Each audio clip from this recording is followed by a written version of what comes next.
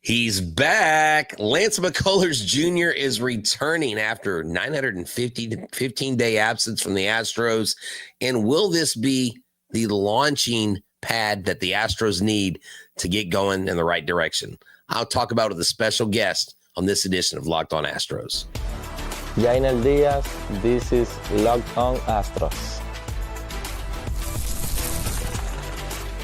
Hello and welcome to Locked On Astros, your daily Astros podcast. Here are your hosts, Eric the Man Huysman and Brett Htown Wheelhouse Chancey.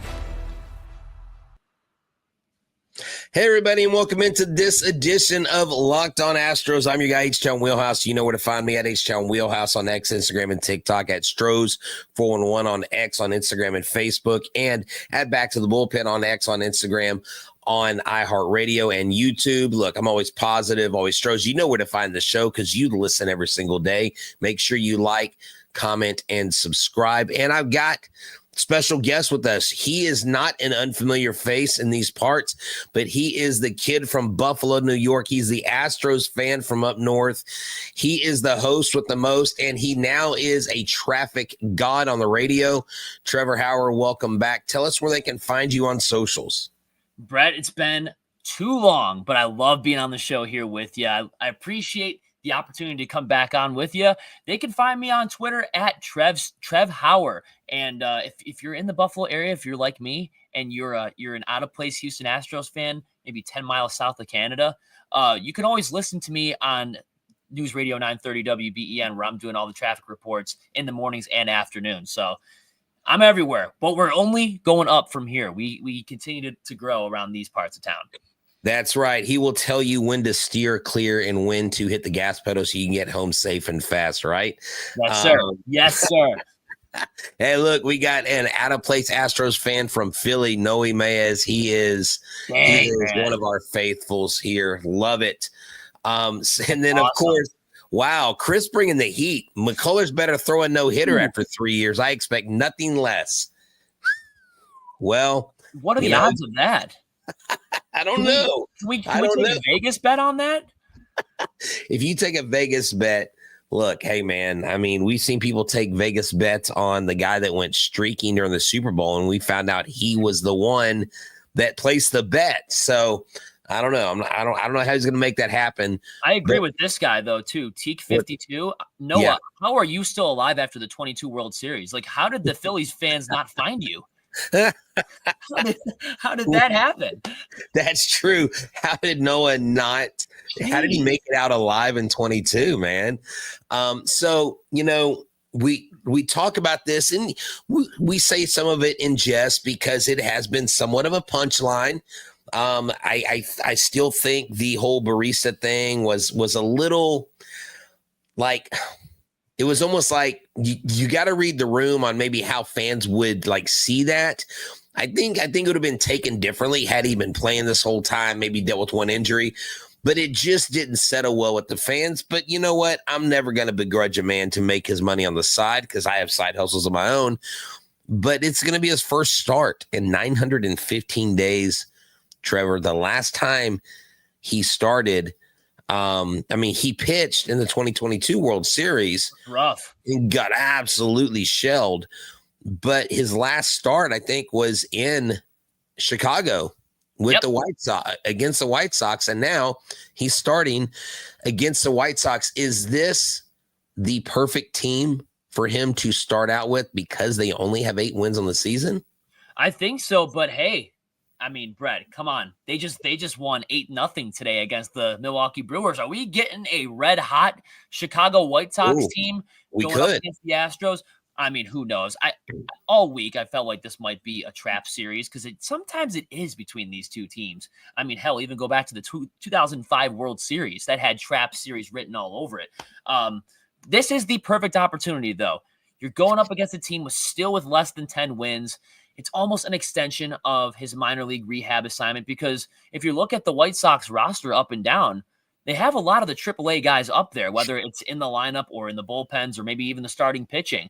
So I think this is the perfect opportunity to do so. Really took a lot of people by surprise, too. I know a lot of people were saying, I give Lance McCullers until early June. That's when he's going to come back because everyone's so pessimistic about Lance McCullers. He can't help it whether or not he gets injured.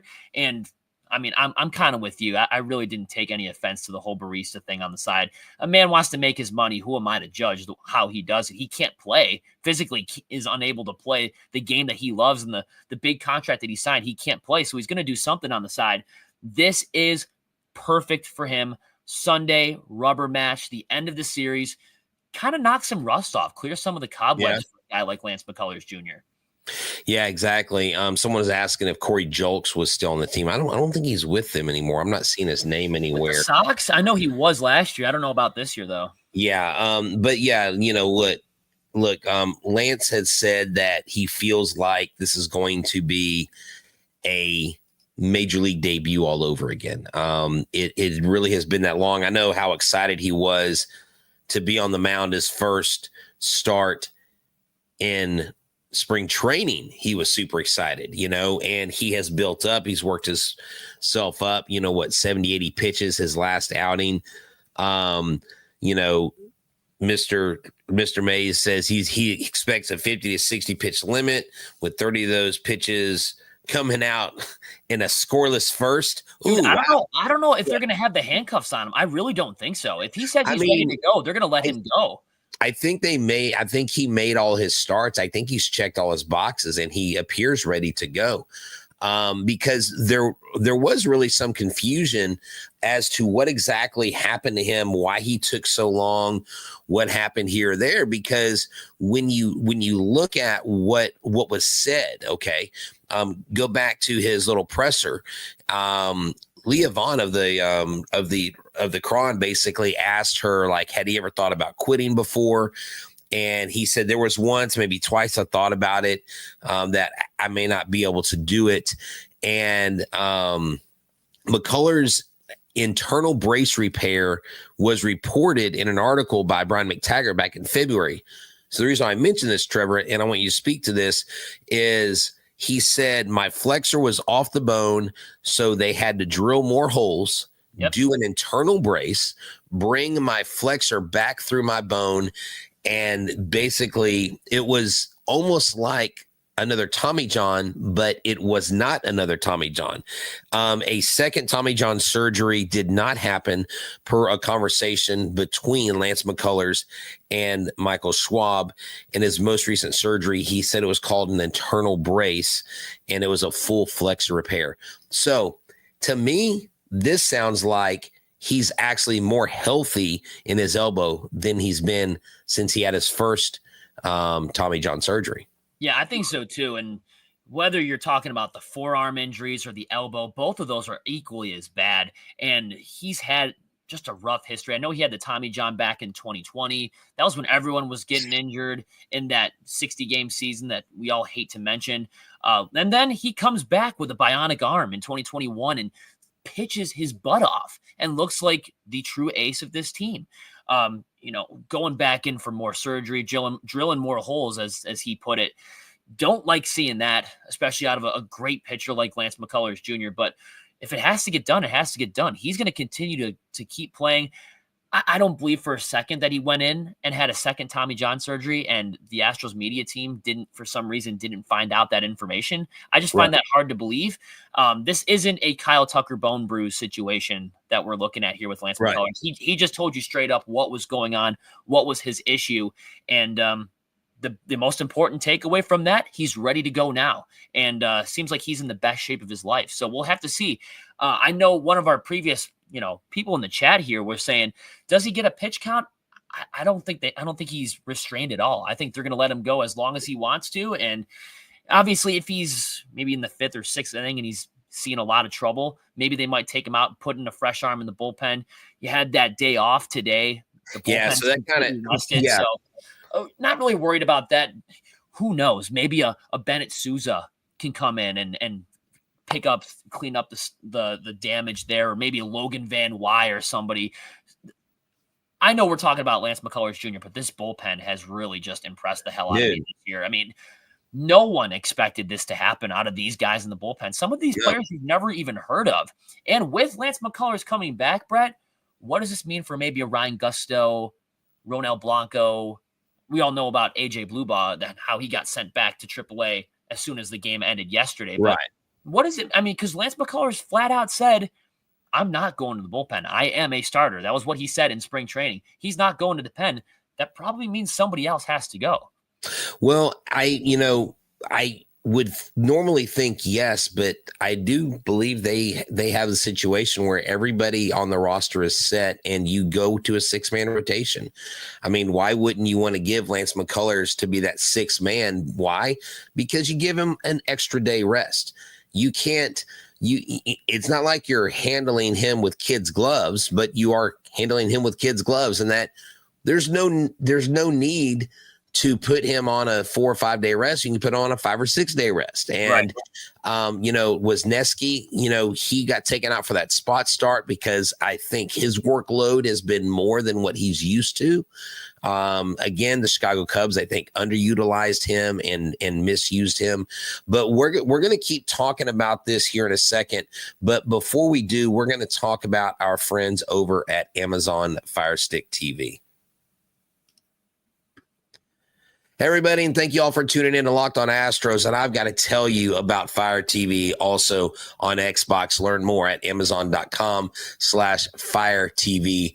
Locked On. Did you know that your Fire TV is also an Xbox? Will turn any TV into your gaming and entertainment hub with Fire TV Stick 4K devices. No console required. Just grab your paired controller, subscribe, or sign into Xbox Pass Ultimate with EA Play included, and you're ready to go. Dive into hundreds of premium titles, including EA Sports College Football 25 or Call of Duty, as easily as you stream your favorite shows. What do you do when the game is on, or when you want to set up and you want to get that 4K view? Well, get your Fire TV Stick 4K. It makes it possible. Playing games, whether your kids want to watch movies, whether you want to watch that stream on 4K with Netflix, YouTube, and beyond, it doesn't matter because it streams constant, it's faster, it's smoother, and the 4K ready streaming stick is there for you. So head to Amazon.com today, Amazon.com/Fire TV Locked On to get started. Xbox Game Pass Ultimate subscription and compatible controller required. Available on select devices, including Fire TV Stick 4K 2nd Gen, Fire TV Stick 4K Max 1st and 2nd Gen, and Fire TV Cube 3rd Gen. Go get it today. All right, thank y'all for tuning in to Locked On Astros. I'm Htown Wheelhouse. I got my friend here, Trevor Howard, the Buffalo kid, the kid from up north. We gotta come up with I gotta come up with a call out for you, like the King of Sting, the Master of Disaster, the Tower of Power. I gotta come up with something. So next time you come on, I'll have that fired up. Because I will hold that to you. Oh, hey man, I'm making notes. Call out for Trev. That's right, man. I got that down. See, it's on my notes right here, buddy. Oh yeah. And look, man, I'm pumped up and I'm fired up, dude. Real quick, let's walk it back just a little bit before we go into this offense. Give me your thoughts on AJ Blubaugh.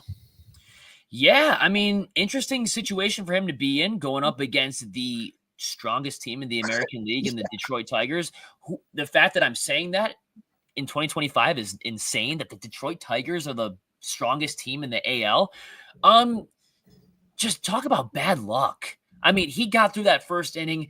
He could have had 2 backwards Ks in his first inning. Umpires screwed him. He got the swinging strike out there for the last out. He was looking okay. His defense really didn't help him with his infielders. Jeremy Pena airmailing a ball over Brandon Rogers' head, ends up loading the bases. And talk about a freaking MLB The Show 2025 type of grand slam coming off the bat of Javi Baez into the corner of the Crawford boxes. Talk about unlucky. I know he was charged with only 4 earned runs. Or right. I think it was, what was it? I think it was maybe 2 or 3. Yeah. And I think he had like 5 unearned runs because of that error alone. So his ERA didn't shoot up to 1 million. This isn't going to be the only time you see him. He will be back in the Astros organization. He'll be back into major leagues. I think he's the guy. And I know that you were kind of saying this off air. We were all kind of speculating Colton Gordon being that next guy up. Yeah. He didn't have the most impressive spring training. AJ Blubaugh looked great. And in spring training, and I think he really earned that start, especially what did they tell him on the broadcast? I think Todd Callis was telling the story. Did they call his family or something on Wednesday night or Monday night that he was pitching in Houston a couple nights later? I mean, such a great feel-good story for him and his family.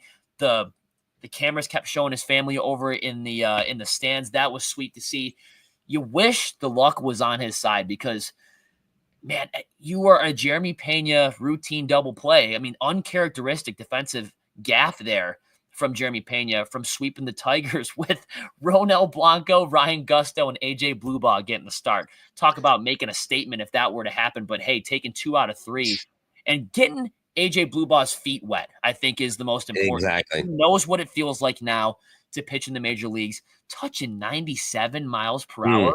What? And this is out of your mind. 6 punches. The dude looked good. I thought he looked good. So I thought the peripherals looked good, to wrap this up. And I kind of took a little jot over because I wanted to get your take on it. But I love after the game, he said, and I didn't catch this until today. He said, the team picked me up when I was down. I felt like I was supposed to be there. I was nervous. Time sped up on me when I got on the mound. I felt like it was the right thing. He said, this is not the end goal. So it's not like, hey, I made it. Now I'm done. He's got so much more. And then he said Victor Caratini made his job a whole lot easier. So you got a real solid catch-up, backup catching, guy there in, Victor Caratini. But let's move on to the offense because I want to know which offense will show up. Because when you look at the pitching matchup, and also in this segment, we'll talk about Yordan. Is Yordan ready to launch? Because this series has 3 pitchers that the White Sox are going to throw at the Astros that what do they do a lot, Trev? Against the White Sox, they hit a lot of homers. That's right. What they do. They like to hit a lot of home runs. These pitchers for the White Sox that are coming up against the Astros give up a lot of the long ball. And you are sort of seeing this Astros offense right now really starting to rejuvenate after the back-to-back shutouts in Kansas City. I mean, that is a cursed place to play. Astros have always had a tough time playing in Kauffman Stadium, but after bouncing back on that Sunday afternoon game where they scored 7, they really haven't looked back offensively, been consistently scoring over 4 runs. I know you've been saying that a lot on this show. Right. The magic number is usually 4, and that's usually enough to get it done for the Astros. They got a team that's way worse than the Detroit Tigers coming up, a team that's still yet to figure it out on the road. They surprisingly have a much better home record this year so far through the month of April than they do on the road. I think they're going to find their road ways here. You got Christian Walker, who's heating up, Jeremy Pena, he might be hitting his prime status this year, really breaking out of his shell. I mean, I've never seen a faster player, maybe other than Michael Bourne in the Astros organization. Jeremy Pena is really starting to battle him for fastest player. I love seeing him. Talk about, can we say Jose Altuve for manager of the year? Can we say him for manager of the year? Yeah. It was his idea to put JP3 in the leadoff spot, and look at how great this has been going. Jeremy Pena is turned into a superstar. Altuve doesn't have to have all the pressure of being the leadoff hitter all the time. And I know he's chasing, Craig Biggio, and I know he's already passed George Springer for leadoff homers in the Astros organization, but he could take some of that pressure off. Christian Walker's turning his game around. I know Yordan Alvarez is going to turn his game around. Isaac Paredes, he's doing all we've been asking for and more. So this offense has really been turning around. I love seeing extra dirty Caratinis into the Crawford boxes too. Ooh, make that an extra dirty Caratini. I love seeing that. I love it. I think him and Yainer, Victor and Yainer, should be splitting more of their starts at the catching position, because I feel like Yainer, he is really good with your aces. He's good with the Frombers. He's good with your Hunters. When you have these young pitchers like Gusto and Blubaugh, Victor does seem to be more of a seasoned veteran. He's that youth mind somehow, and really gets the best out of their pitchers. Jay Roberts in the chat mentions Cam Smith, the aircraft carrier. I would love to see him start every single day, because when he was starting every day, especially against the Angels, that dude was making some noise, and he's still very, very young. He's got a lot more time to grow, but he's been proving his worth too. Yeah, definitely. This offense, I think, really can set the tone because they have history at guarantee. Well, it's not guarantee rate field. It's just rate field. But you can't guarantee anything in the south side of Chicago, bro. Right. But we'll get to that here in a second. We're just going to take a quick break.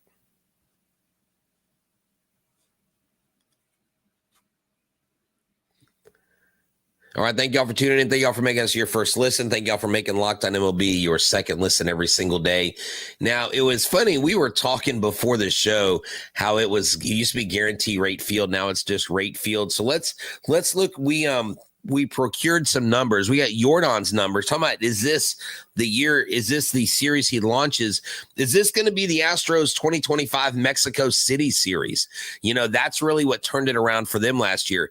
25 games, 4 home runs, 21 RBI, 297. Let's look at the man himself, manager of the year, Jose Altuve. Yes. At Wright Stadium, 298, 77 hits, 12 home runs, 35 RBI, 43 runs scored in only 64 games. Now, let's look at our new guys because the Houston Astros brought in Christian Walker, brought in Isaac Paredes. They both played here. So Paredes, not a too terribly high average at 230, but he does have 26 hits.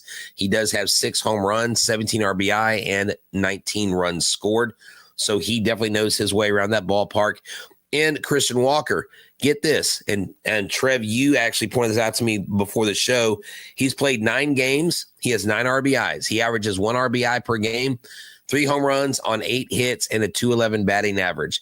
I think rate field is going to be the Astros launching pad this weekend. Why not go out and do it? And you hope so. And the whole Christian Walker thing, before everybody comes out and starts saying negative things about Christian Walker, very, very small sample size. He was a merchant of the National League. He's been playing in the Diamondbacks organization for a long, long time. Really doesn't see the White Sox very much.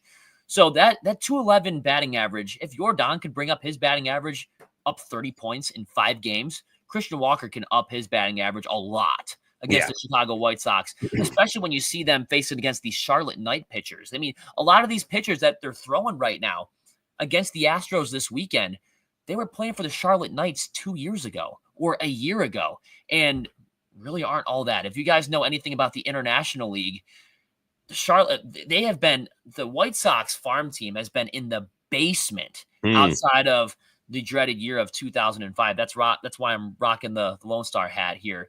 We got to bring up some good memories of 2005, and we got to preview the White Sox series. We got to do it the right way. Bad development in their AAA. They're forcing these guys up when they're not ready, and they have that overinflated ERA for a reason. I think the Astros, I thought the Tiger series was great for their confidence going into Chicago. And we've known sometimes when you face against the White Sox, especially on the South Side, it sometimes feels like a trap series. Do I see a sweep?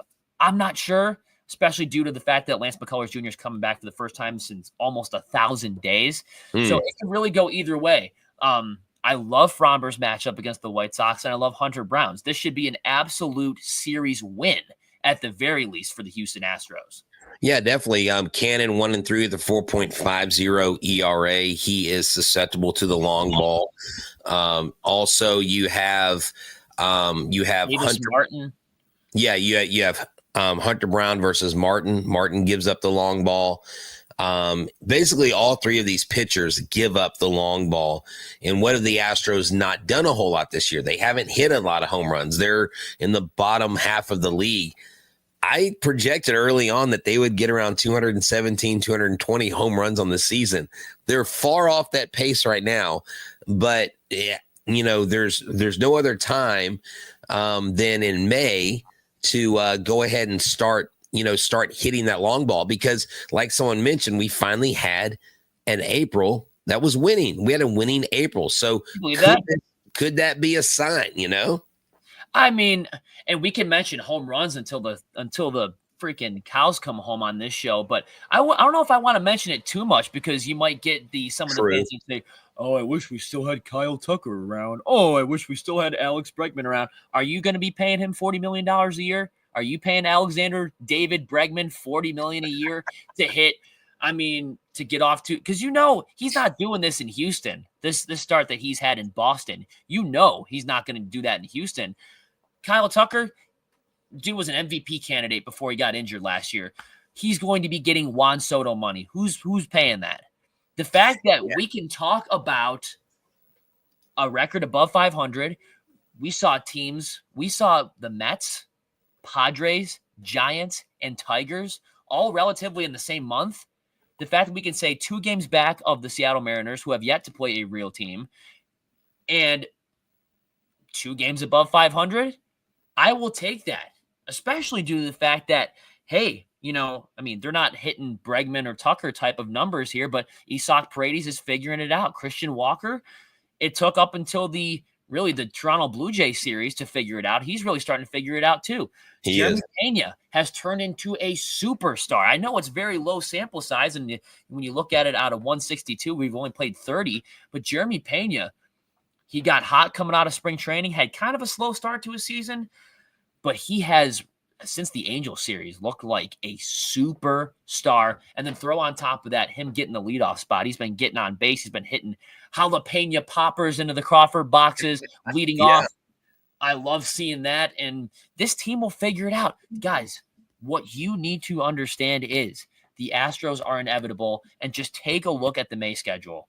It's on paper, it's a lot easier to watch than the April schedule. And I thought they got through April just fine, given the circumstances. They did. And Ben here makes a solid point. He said Stros now have series wins against the Mets, the Tigers, the Padres, and Toronto. And the 2 hitters we expected to carry this team have yet to start hitting. This team can make a lot of noise. Look, it's all about getting through the regular season and making it into the playoffs. And we've got plenty of time to hit our stride. And the fact that the Mariners are in first place does not worry me. If someone's in front of us in the standings, you got to respect them. Obviously, the Astros don't go to the ballpark and talk about other teams the way we talk about teams, the fans, Right.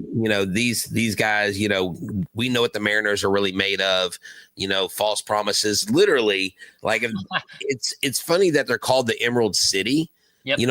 Like the Wizard of Oz. And it's like they get exposed, like someone pulls that curtain back and goes, oh, there's a sorry team behind the curtain. And I hate to say it, but it really seemed, Trevor, the last couple of years that they were on the cusp of signing some of these big time free agents. I mean, they've talked to a lot of people. They've even brought in big pitchers, and they've got a hell of a good pitching staff. And they just have not been able to put it together offensively. That's where I like the Astros, because they've done it pitching. They have the top bullpen, I think, in the league. They have one of the top rotations in the league, and one of their top pitchers is currently down with a broken thumb. And now we have a guy coming back who, as long as he comes in and just gives you 5 or 6 solid innings and keeps the game close, you've got another feather in your cap to – and then going forward with that, if the team continues to trek upward with their WRC plus and everything else, it's all going to just prove itself out that the Astros are the contender that people counted them out in the beginning to be. Yeah, and really just disappointed in some of the fan base here. I mean, already given up on Yordan? What are we doing? 30 games into the year? Yeah. I mean, guys, Yordan single-handedly in Game 6 of the 22 World Series won you your second World Series in franchise history. Why? Because he was being Yordan. Game 1, I mean, we can go to the ALDS, one of the most legendary walk-off home runs in Astros. Yeah, I was there. I actually saw both of those in person. Dude, I was standing up, pacing back and forth, watching that game on my TV, almost passed out when he hit that ball out of the building. We cannot give up on one of the most powerful. He can play left field, DH. He can do whatever he wants. Got a player that the Astros traded Josh Fields for. We're giving up on this player, the player that we traded pennies out of the organization to grab from the Los Angeles Dodgers. And Brett mentioned this before the show. I mentioned it during the show. The last 5 games, he was batting, a 205? He's brought it up to a 230. in the last Something 5 like games. that, yeah, something like that. I mean, he's hitting well. Okay, he's at 219. So that's 20 points. Okay, so I actually misread. I looked at a total, I think, for April, but Trevor, it doesn't matter because what he's doing is he's trending upwards. He's trending in the right direction, and he's even getting RBI. He still leads the team in RBI this year, and he's getting singles and doubles doing it. So the home runs are going to be there. The home runs are going to come. So I'm not necessarily worried about that. Go back to the Toronto series. He flies one out on the warning track with the bases loaded. The same game in Seattle. The heartbreak in the Emerald City where they had a 5-0 lead with 4 outs remaining. That sacrifice fly to bring them up 5-0 was a foot away from being a slammy. So yeah, exactly. Yordan has been so just unlucky too, and that's what a lot of the fan base I'm just trying to drill that into your minds. Yordan will figure it out. He is Yordan freaking Alvarez. He's going to figure it out. You just got to this year's just a little bit different. He's not hitting the ball right away like he was last year. Last year, he was one of the only consistent bats around this time last year. So, you know what? I'll take a Christian Walker heating up. I'll take an Isak Paredes heating up, and I'll take a Yordan heating up. It's not all there just yet, but you also got to keep in mind, it was only April. The calendar just switched to May. We've only played 30 games. So bases empty, 107 batting average. Runner at first, 364. Runner at second, 200. Runner at third, 667. Runners at first and second, 750. A couple guys around them just got to get on base and do their job. Is that good? Yeah. I think that's good. I think that's pretty good. It's good. But hey, Trev, I do appreciate you joining me tonight. This has been great as always. Mama Wheelhouse did say hello. Shout out fellow Buffalonian on the other side. Yeah. That's right. That's right. In the Great White North. I want to report to her real quick that while the Buffalo Sabres aren't doing anything on the ice, their farm team has punched a ticket to the AHL Final Four, trying to win their first Calder Cup, the Rochester Americans. Since 1996, I believe. So if we can give you something, and the Buffalo Bandits play in the Final Four this weekend as well, starting tomorrow. So Mrs. Wheelhouse, it's not all doom and gloom for Buffalo sports here. I think the Bills will eventually figure it out. I think the Sabres, God bless them. Hopefully they figure it out too. But you got the Bandits, you got the Amerks. So good stuff. That's right. And you know what? There's no other Locked On MLB show that updates you on Buffalo sports like Locked On Astros, right? Oh, baby. Yeah. Well, hey, man, this has been a great show, Trev, as always. You bring the heat, you bring the energy. I love the fire.